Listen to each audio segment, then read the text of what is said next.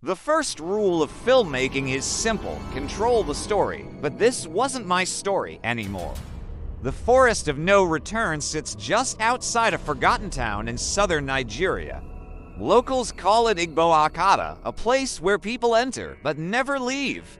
As a director known for psychological thrillers, I thought it was perfect. Atmospheric, raw, terrifying, authentic. We were 5 in the main crew. Tund, my cinematographer, Amara, the screenwriter, Kola, sound designer, Zainab, production manager, and me, David Afolayan, director.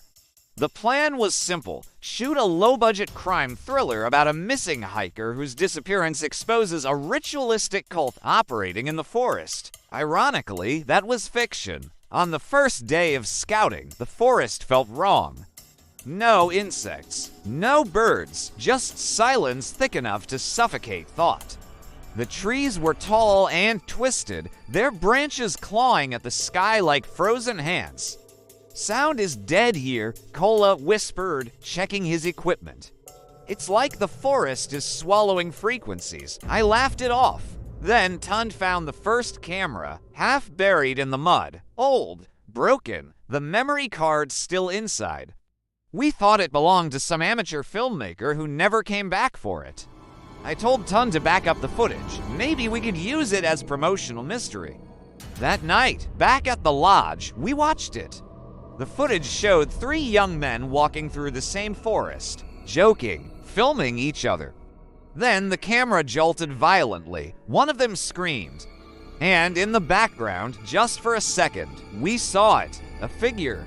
Not clearly human, tall, still, watching. The footage ended with the camera falling to the ground, capturing only soil and the sound of something dragging. No police report matched the faces. No missing persons record. It was like they never existed. Amara wanted to leave immediately. Zainab agreed, but I saw something else. A masterpiece. We stay, I said. We document this. Real fear.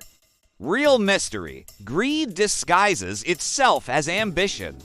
The next morning, Kola disappeared. No screams, no struggle. His tent was open, equipment untouched. Only his headphones lay in the dirt. We searched for hours, deeper into the forest than we had planned. That's when we found the markings carved into tree trunks, circles intersecting with crude symbols that looked disturbingly deliberate. Not random, organized. Tund kept filming. He said if anything happened to us, someone had to see it. That evening, as we reviewed footage again, we saw something we hadn't noticed earlier. The figure, it wasn't just in the old camera footage. It was in ours too, standing behind us, in different frames, always at a distance. Always watching, never moving, until the final clip of the day. In that one, it was closer to close. That night, Amara confessed something she had hidden from us. The script she wrote, it wasn't fully fictional. Years ago, her younger brother vanished after entering this same forest with friends. She recognized one of the faces from the old footage. He was one of them. The police dismissed it as a runaway case, but she knew.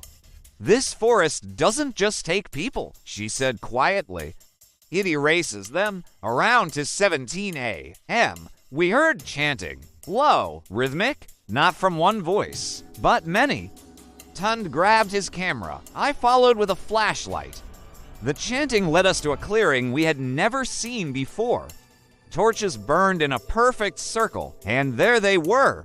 Not monsters, people, villagers, officials, faces we had seen in town, the hotel receptionist, a local security officer, even the man who sold us fuel, all standing in a circle around something on the ground. A body, Kola, alive but restrained. The tall figure stepped forward from the center, not supernatural. A mask, wooden, elongated, carved with the same symbol from the trees. The Forest of No Return wasn't haunted, it was managed, a secret society operating for decades. Anyone who wandered too deep became a sacrifice or a threat to be silenced. Missing hikers, travelers, strangers, no records.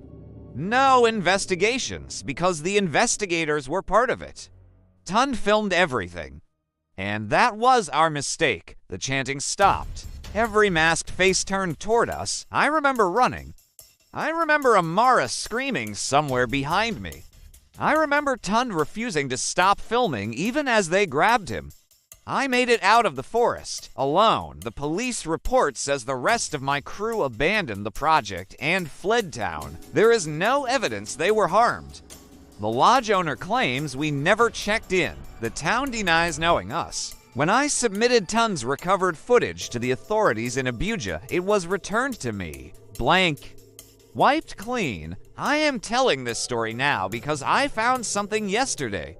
On my doorstep, a memory card, no note, no fingerprints. When I inserted it into my laptop, one file appeared. It was new footage, clear, high resolution, shot from inside the forest. The camera slowly zoomed in on a group of masked figures standing in a circle. In the center, Tund, alive, holding the camera, filming me. Behind him, the tall masked leader tilted its head slightly. And then, slowly, they all stepped aside, as if making room for my return.